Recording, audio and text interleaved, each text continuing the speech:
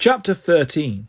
It seemed as if Mildred had only been asleep for 10 minutes when the alarm clock shrilled in her ear. Star leapt up and began barking, and Mildred grabbed his snout and held on until he had fully woken up. "You've got to be so quiet," she whispered to him, gently releasing his nose. "Come on, into the bag, and you can come with me for a run around outside the gates." Mildred was dressed and ready as the grey morning light crept into the room. It was bitterly cold, despite the new glass, so she put on 2 cardigans over her uniform, which seemed a safer option than the voluminous cloak when handling candles. Tabby was still on top of the wardrobe. She could see his glinting eyes glued to the holdall. Mildred set off down the deserted corridors, flipping open the lanterns and dousing the candles as she went. It was so much easier than lighting them, and as the candles were all new, there would be another few days before she had to replace them. It was odd being the only one out in the deserted corridors. Every now and then, one of the pupils' black cats came slinking past on its way back to its owner's room after a night's hunting. Most of the cats stayed out all night, and Tabby was unusual in spending the whole night on Mildred's bed. He stayed in as much as possible because the other cats bullied him. Poor Tab, thought Mildred, as she doused the large lantern above the main door, pulled back the bolts and stepped out into the playground. No wonder he's scared of our little newcomer. Mildred hovered up over the gates, doused the candles, and landed behind the high wall out of the sight of the windows in case anyone was looking. She just knew Miss Hardbroom would be on the prowl, and that she needed to be extremely careful if she was going to keep her new pet a secret. Mildred opened the holdall, lifted Star out, and emptied the bowl of dried cat food that she had brought for his breakfast onto the grass. The little dog bolted it down in seconds and wagged his tail gratefully. He had been lost in the woods for a long time, and his previous owner had not been kind to him, and he could see that Mildred was the owner he had dreamed of. He was as bright as the wishing star he was named after, and was determined to make his new mistress proud, bearing it bravely when Mildred produced a flask of water, flannel, and a bar of soap, and gave him a thorough wash. Mildred had been right to keep an eye out for Miss Hardbroom, who was at that very moment in the staff room, watching Mildred's progress from the window. She turned as the staff room door opened, and Miss Drill came in, clad in purple and dark green zigzag striped dress, with a rather garish lime green cardigan. Miss Hardbroom winced. "Oh, good morning, Miss Hardbroom," said Miss Drill. "I thought I was the first one up." "It seems that Mildred Hubble is the first one up today," said Miss Hardbroom. "She's even beaten Ethel and Drusilla, who are still toiling around the east wing. I have to admit," she added grudgingly, "she really does seem to be taking her duties seriously. I checked the lanterns last night, and they were burning brightly, with all the lantern doors completely closed. It seems that being in a fine old establishment like Miss Cackle's Academy has finally rubbed off on our young misfit." "Well, I've had no trouble with her at all," said Miss Drill. "Would you like a nice cup of tea, Miss Hardbroom?" "That will be just the ticket, Miss Drill," said Miss Hardbroom, feeling somewhat relieved that the team had got off to such a calm and orderly start. "Well, Miss Drill, we'd better sit down and work out a way to find the perfect act, for want of a better word, to give us a good chance of actually winning this competition." Mildred was still outside the gates. She had taken Star for a walk through the trees, keeping close to the walls so that no one could possibly see them.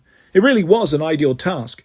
Being the lantern monitor, she reflected, as it meant that she could easily get Star out for a walk in the morning and evening without being seen. And if Tabby could just pull himself together, the 2 pets could stay in her room all day, and she could train the little dog to hide under the bed if anyone came in. He seemed ultra-trainable and anxious to please, and was already very steady on the broomstick. Perhaps she could even teach him a few tricks.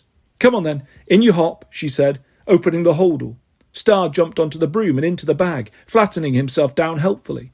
"Good boy," said Mildred, zipping him in. "You really are my little Star." Chapter 14. Miss Hardbroom decided that each class should come up with ideas for the competition and select the best one with the aid of their form mistresses, the chosen act to be handed in to the staff room. Miss Hardbroom and Miss Cackle would then consider all the suggestions carefully and post the winner on the downstairs notice board at the end of the week. Miss Drill's class was bursting with ideas, and Enid's dance troupe was very popular with her classmates, but totally unpopular with Miss Drill, who knew that it wouldn't get past Miss Hardbroom's disapproving eye. In the end, Form 4 voted for Ethel's chanting choir, when Miss Drill said that perhaps they could incorporate a small amount of tap dancing at the same time. "I just know they'll choose my idea," gloated Ethel, passing Mildred in the corridor as they both started out on their nightly round of lantern lighting. "The Grand Wizard's mad about choral singing, so that's a start, and I've got such a superb voice. My singing tutor told me that I'm impossible to teach because I'm already at such a high standard. Have you got something else in your bag, Mildred? It looks absolutely stuffed." "Nope," said Mildred briskly, hastening away down the shadowy corridor before Ethel could investigate further. Better get on, or it'll be dark before we're finished." "It's not fair," yelled Ethel, stomping into the classroom the next morning after breakfast. "They didn't choose my idea. I can't believe it." Form 4 were busy gathering up their gym kit, ready to set off for a training session, and everyone looked up surprised. "How do you know, Ethel?" asked Drusilla. "I've just seen it on the notice board," snarled Ethel. "They've chosen Form 5 to do a broomstick ballet called The Joy of Flying. Huh, what a stupid idea. It's not exactly original anyway." Despite Ethel's endless sneeriness towards her, Mildred couldn't help feeling quite sorry for Ethel. It was so terribly important to her, being first and best at all costs, and Mildred could see how upset she was not to have the chance to win such an important competition. Miss Drill strode into the classroom wearing yet another vibrant outfit. This one was a dress composed of green lace cobwebs, with a short black and green striped jacket, purple starry stockings, and pointed cowboy boots. "What's the matter, Ethel?" she asked sternly. "I could hear your voice halfway down the corridor." "I'm sorry, Miss Drill," said Ethel, trying to sound humble. "I was just disappointed that our class hasn't been chosen." "We're all disappointed, Ethel," said Miss Drill reprovingly. "Aren't we, girls? But you mustn't be a bad loser, Ethel. Everyone knows that losing graciously is just as important as winning in any competition. There are some excellent dancers in Form 5, and that particular class also has some of the best flyers. Yes, Ethel, I know you are one of the best in this class, but it's been decided, and you'll just have to accept that Form 5 simply came up with the best idea of all. Now then, girls, gather up your kit and hurry down to the cloakroom to change, and you can do a spot of broomstick gymnastics to take your minds off your little disappointment. Think of it this way, girls. At least you can get on with your usual studies and tasks, while Form 5 does all the hard work. Then all you have to do is cheer them on with the rest of the school and hope they win. Sounds rather good news, if you ask me." Chapter 15. It sounded brilliant news to Mildred, who was now free to concentrate on her routine of lantern lighting and dousing, plus sneaking Star in and out, and working extra hard at her lessons, so that she didn't draw any attention to herself.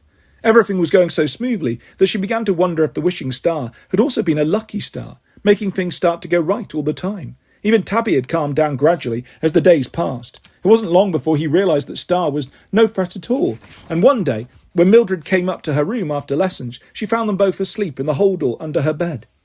The playground was often so misty first thing that you couldn't see the gates until you were a few feet away, which made the early dog walk much easier. One morning when the mist was so thick that it provided perfect cover, Mildred took Star a little further into the pine forest and started to teach him a few tricks on the broomstick. He was a natural, unafraid, trusting and desperate to please his rescuer, and Mildred found that he would and could do anything she asked. "Wow," thought Mildred as she slalomed in and out of the trees, with Star leaning to the corners like a pillion rider on a motorbike. "If only we could have dogs on our brooms, I'd be the school champion. Even the best cats can't do anything much except sit there." Every time it was misty, which was most mornings, at that time of year, Mildred taught Star some more tricks. He also came up with a few himself, such as standing on his head and doing a backflip in mid-air that took him above the broom and over the side, with Mildred zooming underneath to catch him.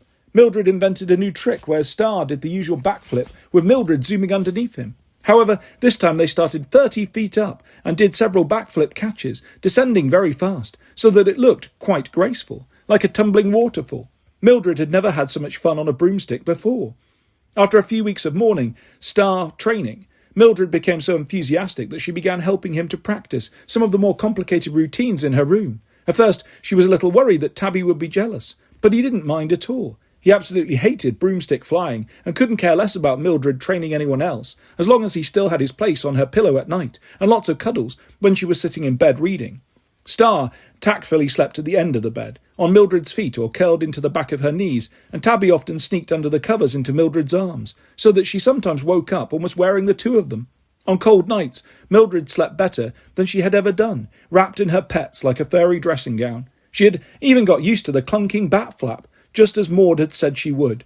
Mildred hardly saw Maud and Enid at all during the first few weeks. They often called for her, but she was usually off lantern lighting in the evening when they all had spare moments, and by the time she was back from dousing the candles in the morning, they only had a few minutes for a quick hello before they all dashed off to breakfast. One morning, Mildred had just zipped Star into the holdall when there was a knock at the door. "Who is it?" asked Mildred nervously.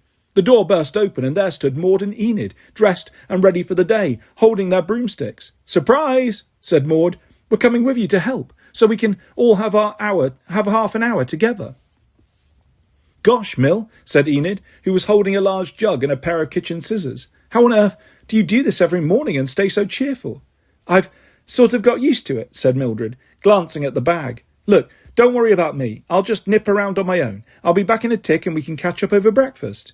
Don't you like us any more, Mill? Asked Maud, sounding really hurt. You never ask us into your room these days. Have we done something to upset you? Maud's right, said Enid. Feels as if you're avoiding both of us. We haven't had a proper conversation with you since the first day of term. Mildred looked desperately at her two friends, longing to tell them, but knowing that they would be horrified. She had been having such fun with Star, and it had all been so easy, taking him out on lantern duty and hiding him under the bed. She thought of his sweet scruffy face gazing at her, and his warmth during the long, freezing nights, and didn't want to risk losing him. Don't be daft, said Mildred. Of course I'm not avoiding either of you.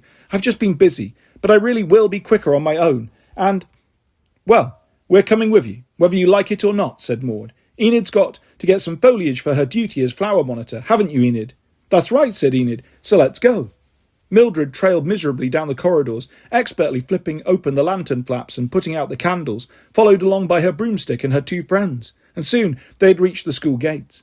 You really are good at this, Milly, said Maud, as Mildred hovered expertly up and over the gateposts, deftly extinguishing the last two lanterns on the way.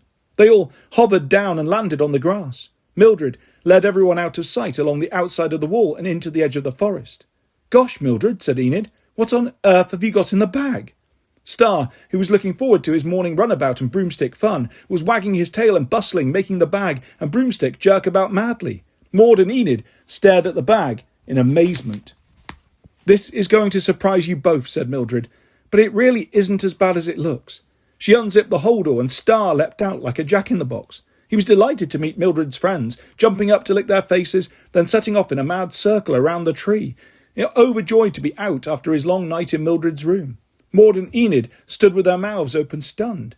So this is why you've been avoiding us, gasped Maud. Oh, Mildred, Miss Hardbroom will go insane if she finds out, and you've been doing so well this term. What on earth possessed you? Where did you get him from?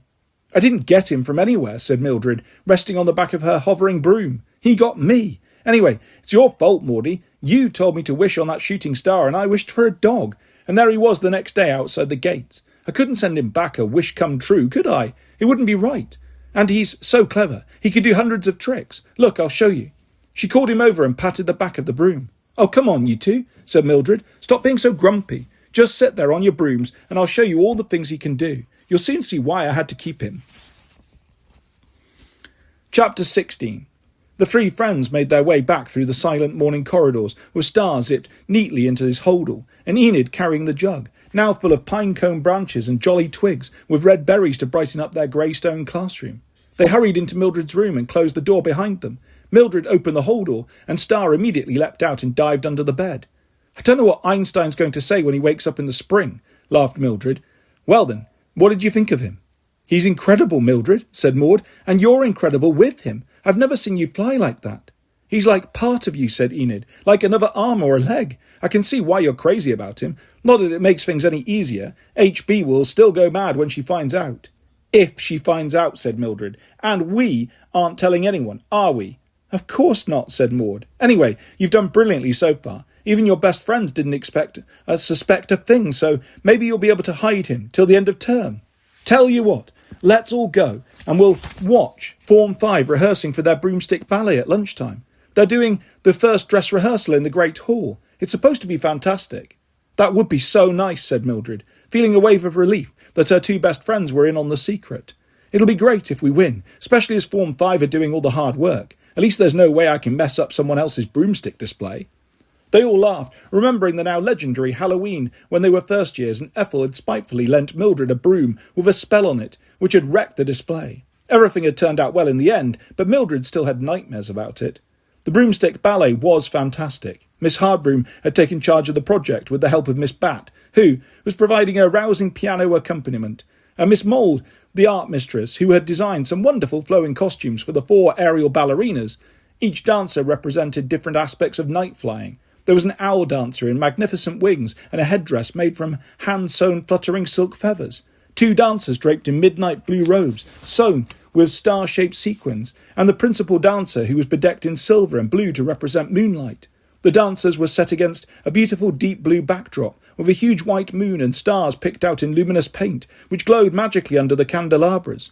Every class had worked tirelessly, painting the backdrop and sewing on sequins and feathers, so that the whole school felt involved in their competition entry. Mildred, Enid and Maud sat in the front row with a crowd of excited spectators and watched as Form 5 performed the first showing of an act which really did express the joy of flying.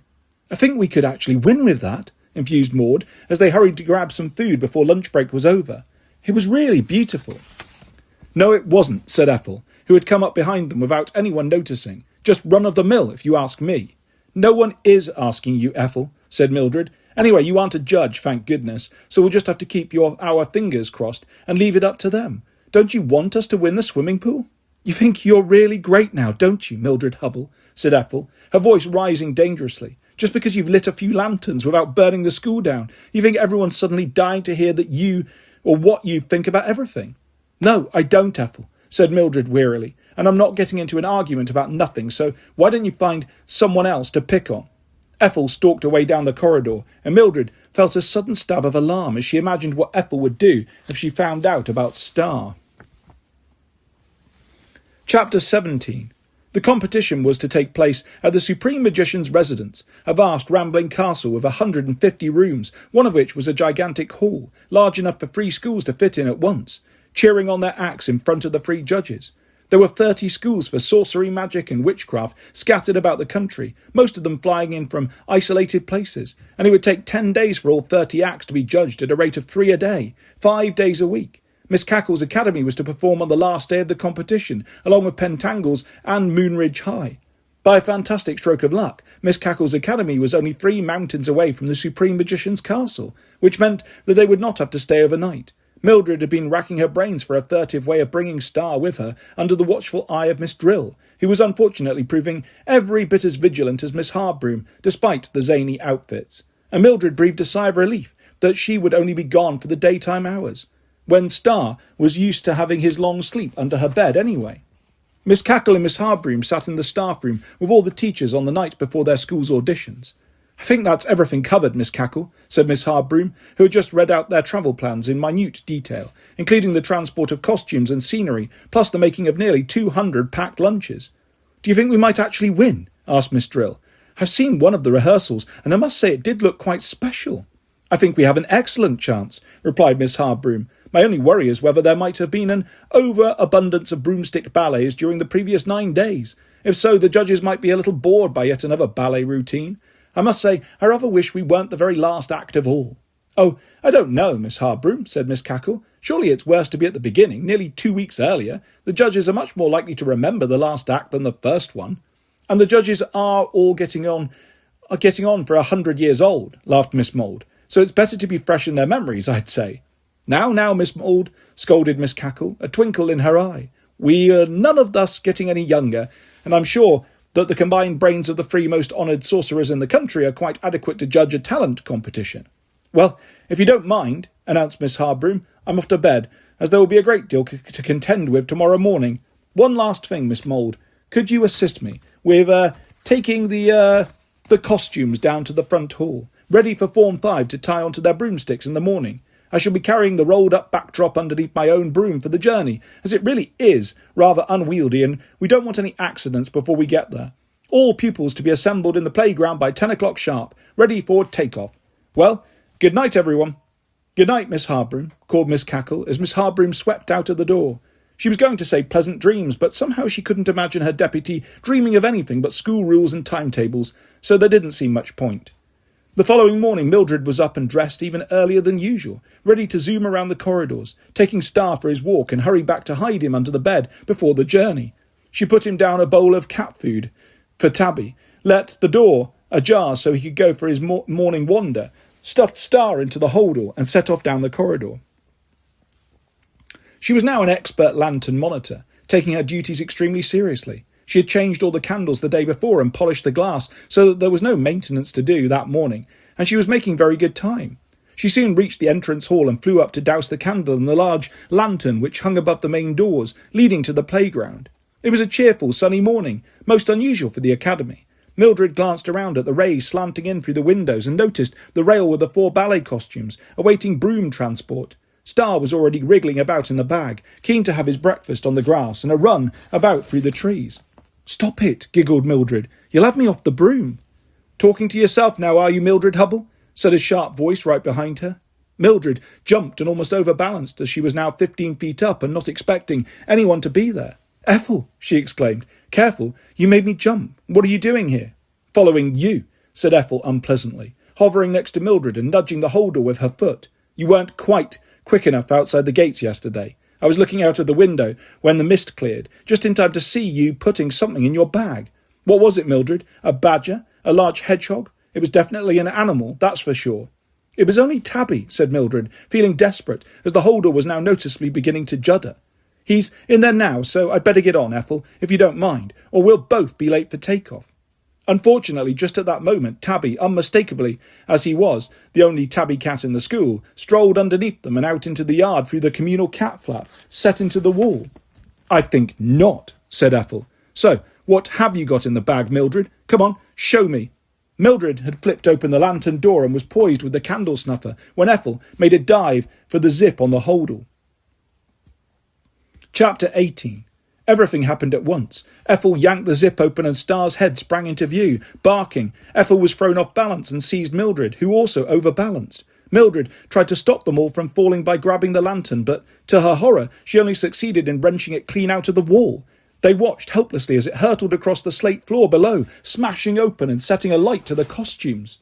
Dangling from both brooms, Ethel gripping Mildred's holdall and Mildred hanging on to Star, they twirled down together like a helicopter with a broken rotor, fortunately cushioned by Ethel's holdall as they hit the flagstones.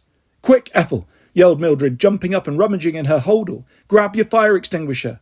Star was bouncing up and down, barking hysterically, but the only thing Mildred could think of was putting out the fire. She found her own fire extinguisher, stood back and aimed it at the base of the flames, which were roaring up all 4 costumes with heart-stopping speed. Ethel lay frozen with shock on top of the holdall where she had fallen, watching as clouds of foam enveloped the burning mass of clothing. "Ethel!" bellowed Mildred, still frantically spraying foam up and down the flames. "Do something! Get your fire extinguisher now!" Ethel snapped out of her trance. She scrambled to her feet, pulled her fire extinguisher out of the bag and aimed it at the remaining shreds of the costumes until the flames were completely engulfed. The hallway was now a blackened mess, knee-deep in foam with bits of charred material floating delicately through the air. Mildred aimed one last burst of foam into the broken lantern. "It's okay, Ethel," she said. "It's out." Star had stopped barking and had tucked himself behind Mildred's legs, looking shamefaced. Something was clearly wrong, and he was rather worried that it might be his fault. Mildred and Ethel stood staring at each other in a state of shock. They were both covered in soot, their clothes drenched, the ballet costumes utterly ruined. "We are going to be in such trouble," murmured Mildred, glancing nervously towards the door. "You certainly are, Mildred Hubble," said Miss Hardbroom's unwelcome voice as she materialised silently from a dark alcove. "This is quite unbelievable. You do realise that we now have absolutely no prospect of even entering the competition, let alone winning it, adding to which the 2 of you have almost burnt down the school." "It was an accident, Miss Hardbroom," said Ethel, beginning to sob. "Mildred had a dog in her bag and I was investigating." "It wasn't my fault," protested Mildred. "I was on my morning lantern round, minding my own business, when Ethel flew up behind me and grabbed my bag and—" "I didn't just grab it," said Ethel. "I was trying to stop you from hiding that dog." Miss Hardbroom brushed a floating piece of charred owl costume from her nose as they all looked down at Star, now cowering behind Mildred. "Go to Miss Cackle's office," said Miss Hardbroom in a voice quivering with anger, "and wait for me there while I attend to this mess. Then we will need to gather everyone together in the great hall where you can both explain to your fellow pupils why all their hard work has been in vain. I'll take the dog, Mildred," she added as the 2 girls turned to leave the scene of their crime, followed closely by Star. "He needs to go out, Miss Hardbroom," gibbered Mildred. "Could I just—" "No, you couldn't," snapped Miss Hardbroom. "I'll take him if he needs to go out, Mildred. He's no longer any concern of yours. Give me your sash so that I can use it as a lead." Mildred shook off her sash and knelt down to tie it around Star's neck. "Do as you're told, won't you?" she said in a quavering voice as he tried to jump up and lick her face. "Be a good dog. He's called Star, Miss Hardbroom." She handed the makeshift lead to the terrifying teacher, but to Mildred's surprise, the little dog didn't struggle at all. He just sat down, stuck his nose in the air, and began to howl mournfully, as if he knew that all was lost. Chapter 19. Have you heard the news? Gasped Maud, bursting into Enid's room. What? Asked Enid. What's happened? It's really terrible, said Maud, in every way you can think of. Ethel and Mildred had a fight and knocked over one of the lanterns, and all the ballet costumes were burnt to a cinder, and they nearly burnt the school down, and Miss Harbroom's got Star. What about the competition? Asked Enid. What about the competition? Said Maud grimly. There isn't going to be a competition, not for our school anyway, not without costumes. Poor Mildred, said Enid. Everyone's going to be so cross with her. The teachers, the dancers, the entire school. It's going to be awful. At least it wasn't just her, said Maud. Sounds as if Ethel was at least equally to blame, though I'm sure she'll do her best to wriggle out of it. It's the dog I feel dreadful about. Mildred really loved him, and she'd done such brilliant work with him. That flying routine was good enough to go on the stage. They suddenly looked at each other, as the idea crossed their minds at exactly the same time. Mildred and Ethel waited in Miss Cackle's office in a state of terror, both wondering if they would be expelled. Ethel was just as scared as Mildred, and for once couldn't think of a single jibe to hurl in her direction. There really seemed to be no way out of the huge mess they were in. The door suddenly crashed open and Miss Harbroom marched in, leading Star on Mildred's sash, followed by a very serious-faced Miss Cackle. Star sprang hopefully towards Mildred and was sharply yanked back by Miss Harbroom. Both teachers sat on the other side of Miss Cackle's desk, facing the wrongdoers, while Star slunk underneath, his eyes fixed longingly on Mildred. Miss Cackle had just begun to speak, when there was a soft tap at the door. "Who is it?" called Miss Harbroom irritably. The door opened very slowly to reveal Maud and Enid, looking petrified. "What is it, Maud?" asked Miss Cackle. We heard about the costumes," said Maud, "and we thought of a way that we could still enter the competition," explained Enid. "That's very school-spirited of you girls," said Miss Cackle, "but I'm afraid it really is too late." "But it isn't," burst out Maud. "The dog is amazing. Mildred does a flying routine with him that's absolutely brilliant. We've seen it, haven't we, Enid? Honestly, Miss Cackle, it's funny and clever." "And the dog's so cute," said Enid, getting carried away. "And Mildred flies the best we've ever seen her when she's with him. Doesn't she, Maud?" They carried on in this fashion, singing the flying duo's praises, getting more and more enthusiastic until Miss Harbroom put up a hand to stop them. Everyone stared at Star, who didn't look like a competition winner, hunched in the shadows trying to keep out of the way. "I don't think so, Maud," said Miss Harbroom. "Even if what you say is true, we don't have any time to put the pair through their paces, and we certainly don't want the Academy to be made a laughingstock in front of such an illustrious panel of judges. Don't you agree, Miss Cackle?" Mildred stood up and took a deep breath. "Please, Miss Cackle," she said, trying to keep her voice from trembling. "I think we could do it, really. I've been training him for weeks, on end, and the auditions are only 10 minutes long. I know we could manage to keep everything entertained, everyone, for at least that long, and the school entry is called The Joy of Flying, so we could still enter under that title. Please, Miss Cackle, it's the only way I can possibly make amends for messing up our chances. Wouldn't it be better than nothing to try and win?" Incredibly, Miss Cackle was moved by Mildred's plea. She overrode Miss Harbroom's protests and announced that she agreed with Mildred, that it was better to make an attempt to win than to give up. At this point, Ethel couldn't restrain herself any longer. "But it's not fair, Miss Cackle," she exclaimed. "It's that stupid dog's fault that we can't do the ballet, and I think—" Miss Harbroom fixed Ethel with one of her most blood-curdling stares. "Miss Cackle is speaking," she said icily. "Thank you, Miss Harbroom," continued Miss Cackle. "As I was saying, Mildred, I've decided to trust you, and the opinion of your two friends here, mainly because I think I know you, and I don't think you would risk putting yourself up in front of the school if you didn't feel sure you could do it. Am I right?" "Yes, Miss Cackle," said Mildred gratefully. "Well then," said Miss Cackle, "you'd better take the dog and get yourselves ready to assemble for take-off at 10 o'clock as planned. Miss Harbroom and I will deliver the news to all the pupils and tell them that we will be competing after all." "Just a moment," said Miss Harbroom to Ethel, who was attempting to sneak out with the others. "Would you just stay behind? I have a few questions I'd like to ask you." As soon as they were out of range of Miss Cackle's study, the three friends hurled their arms round each other and jumped about. "Thank you so much for saving me," said Mildred to Maud and Enid, scooping up Star, who was ecstatic to be back in her arms. "You're not out of the woods yet," said Maud. "You've got to actually win the competition, and Pentangles have probably got something brilliant up their sleeve. They usually have. And Form 5 are going to hate you and Ethel," warned Enid. "It wasn't really my fault about the costumes," said Mildred. "Ethel knew I was hiding Star in the holdall, and she grabbed it. That's why we fell. I suppose I shouldn't have had him in the bag in the first place, but if she hadn't been snooping, it would never have happened." "Whatever the reason," said Maud, "it's a bit hard on Form 5 after all their work. Even if you do win, they're still not going to be pleased."